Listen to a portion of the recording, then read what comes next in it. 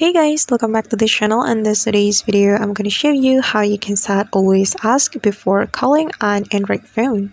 Alright guys, first of all, go to your settings application on your Android phone, and then you have to select the connection setting, and this is the connection setting, and tap on it.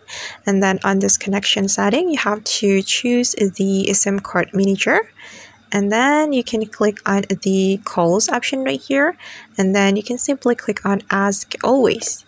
Okay, and once you activate this feature, your phone will always ask you before calling whether you want to select SIM1 or SIM2. Okay guys, and that's how we can set always ask before calling on Android phone. I hope this tutorial will be helpful for you. Thank you so much for watching, and if you find this tutorial is useful, don't forget to hit the like button, leave your comments, and also subscribe to this channel. See you on the next video.